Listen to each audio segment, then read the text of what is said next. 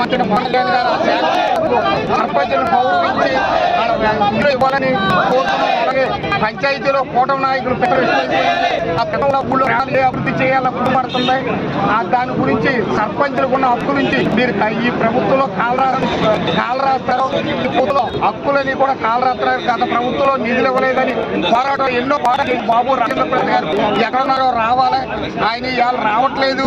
ఎందుకంటే రాజేంద్ర ప్రసాద్ గారు సర్పంచ్ తరఫున పోరాటం చేస్తానని 5 సంవత్సరాలు ఆ గవర్నమెంట్ ఇవ్వలేదు, ఈ గవర్నమెంట్ ఇస్తుందని మేము ఇప్పించి బాధ్యత వేళ రాజేంద్ర ప్రసాద్ గారు హామీ ఇస్తే ప్రజలు సర్పంచులు కొంతమంది డివైడ్ అయ్యి తెలుగుదేశం గవర్నమెంట్ ఇప్పించు సర్పంచుల్ని అధోగతులు చేశారు. అయితే లేవు శానిటైజర్ ఏదైనా ఎక్కడ పని చేయాలి వర్కర్స్ కి వాళ్ళ మోటకాలు మీరు ఆగస్టు 15 లోపల విడుదల